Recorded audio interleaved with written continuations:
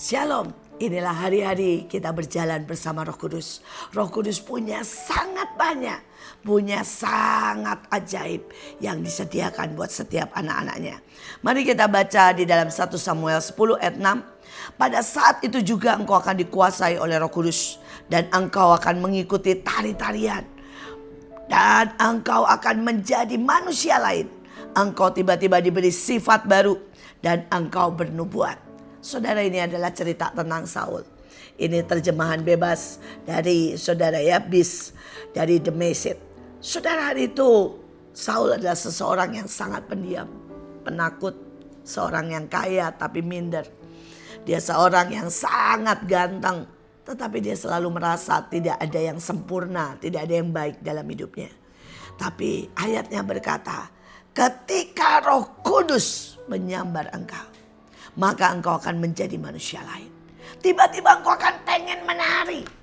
Tiba-tiba engkau akan ingin berteriak bersama mereka. Tiba-tiba engkau pengen bersuka cita. Dan engkau di dalam ini keluar sesuatu yang ajaib. Saudara, karena itu pada tahun 90-an ada sebuah gerakan namanya Holy Laughter. Saudara, ada banyak orang yang menganggap itu sesat. Tetapi pada waktu itu disampar dengan Roh Kudus. Beberapa orang tertawa, beberapa orang terguling-guling, beberapa orang melompat-lompat. Saudara, dan secara kedokteran kemudian dibuktikan. Ada banyak orang mengalami tekanan. Ada banyak orang mengalami ketakutan. Ada banyak orang bahkan mengalami kesakitan. Tapi pada waktu Roh Kudus menyambar, tiba-tiba itu dibebaskan. Maka mereka mulai bisa tertawa. Mereka mulai bisa, saudara, berteriak. Mereka mulai bisa melompat.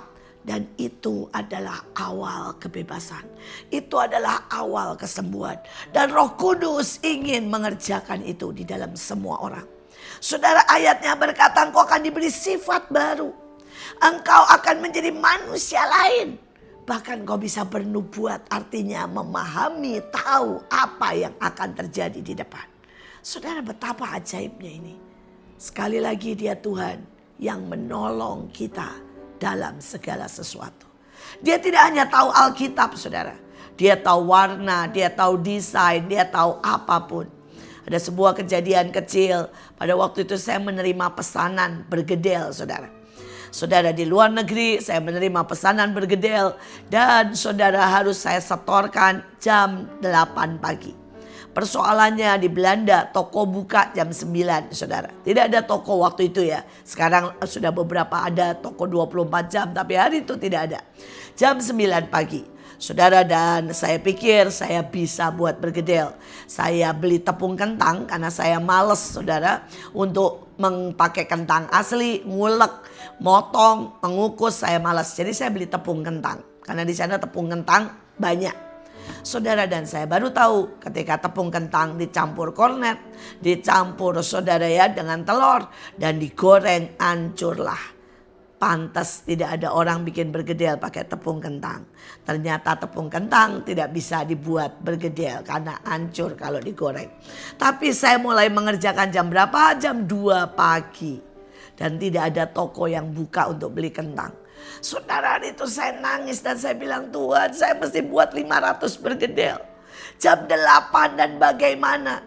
Dan tiba-tiba Roh Kudus berkata begini, kamu masih punya roti tawar kan? Rendam dengan susu, masukkan di situ. Dan Roh Kudus lagi berkata, kamu masih punya tepung terigu kan? Ya, ambil, olenin, masukin di situ. Saudara, singkat cerita saya lakukan dan jadilah 500 bergedel. Kalau saudara tahu rasa apa? Rasa kue. Dan rasa, saudara ya, bolang-baling. Kalau saudara tahu roti bantal. Beda banget dengan bergedel Indonesia. Tapi untungnya di Belanda tidak ada yang tahu bahwa bergedel itu rasanya berbeda dengan itu. Dan semua orang makan dan semua orang bilang enak. Saya dibayar sangat banyak. Saudara, dan saya senyum, saya bilang untung ada Roh Kudus yang selalu mengajarkan segala sesuatu. Saudara, dia penolong dalam segala sesuatu. Karena itu libatkan dia. Maka saudara tidak akan pernah tertinggal. Saudara tahu apa yang akan terjadi di depan. Saudara, hari itu sekali lagi saya punya uang sedikit. Dan Roh Kudus bilang beli emas. Karena emas akan mencapai 2 juta. Saudara, pertama kali Roh Kudus bilang ketika emas 1 gramnya 500 ribu. Saudara, sekali lagi saya mendapat keuntungan banyak. Kenapa? Roh Kudus memberitahu. Saudara, tetapi sekali lagi saya juga seorang pemarah. Dan hari itu Roh Kudus berkata, nak, biarkan aku merubahmu menjadi manusia yang lain. Saudara, saya pemarah. Saya paling tidak suka, saudara, dengan banyak orang. Saya menyukai kesendirian. Saya menyukai hidup yang privacy. Saya selalu berkata saya tidak butuh manusia lain. Tapi ketika Roh Kudus menyambar hidup saya, tiba-tiba ada yang berubah. Saya menyintai manusia dan saya dicintai oleh banyak orang.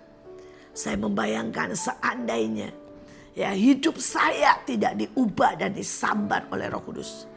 Hari ini saya menjadi manusia yang paling kesepian. Saudara, saya melihat begitu banyak saudara di video. Di usia 50, 60. Orang menjadi kesepian. Orang menjadi saudara sangat menderita. Mereka menjadi sangat miskin. Miskin teman, miskin harta, miskin cinta. Mereka menjadi pemarah, mereka menjadi sakit-sakitan. Karena apa? Karena mereka hidup sendiri. Dan hari ini di usia saya 60, saya hidup dengan sangat bahagia. Saya punya 1 juta teman, 1 juta anak. Saya punya 1 juta kegiatan, 1 juta kebahagiaan.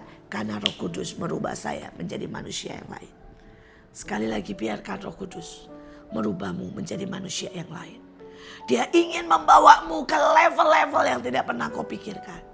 Dia ingin memberikan segala macam anugerah. Dan dia ingin menyembuhkan. Dia ingin memulihkan.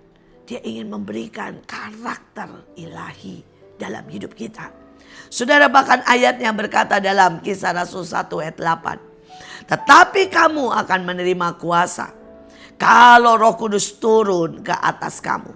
Kamu akan menjadi saksiku di Yerusalem dan di seluruh Yudea, Samaria sampai ke ujung bumi.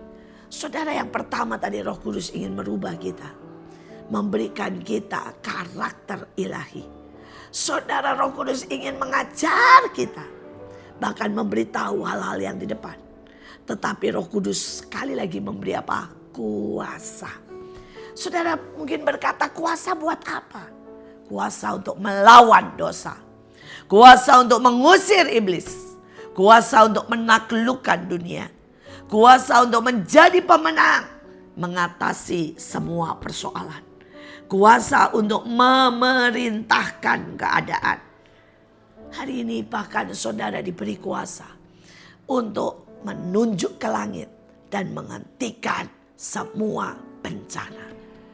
Tapi maukah saudara berjalan dengan kuasa? Itu bukan dari kita. Itu kuasa yang ditawarkan. Saya punya cucu 4 tahun. Dan dia mengerti tentang kuasa bersama Roh Kudus. Saudara, hari itu dia mau pergi naik motor dan tiba-tiba hujan.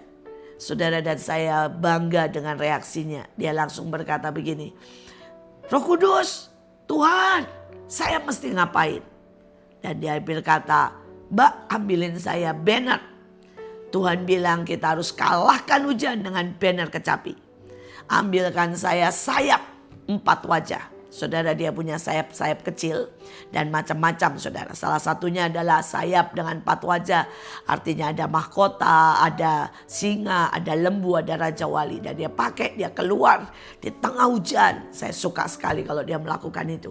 Saudara, dan dia mulai kepakkan sayapnya dan dia bilang, dalam nama Tuhan Yesus, semua hujan berhenti. Dan dia bilang, aku angkat banner ini. Dan aku berkata, hujan pergi. Saudara, seketika itu hujan berhenti, saudara. Seketika itu. Dan dia bilang, terima kasih Tuhan. Karena hujan berhenti. Dan dia pergi naik motor. Makan tempe mendoan. Saudara, karena itu kesukaan dia, saudara. Saudara, sekali lagi kita diberi kuasa. Apakah cucu saya sakti? Enggak. Semua orang bisa melakukan. Karena kita diberi kuasa. Tapi apakah saudara berjalan bersama Roh Kudus?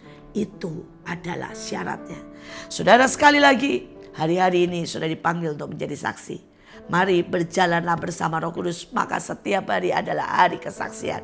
Setiap hari adalah hari mujizat. Setiap hari adalah hari keajaiban. Tahun ini harus menjadi tahun keajaiban. menjadi tahun kemuliaan bagi nama Tuhan. Tuhan Yesus memberkati.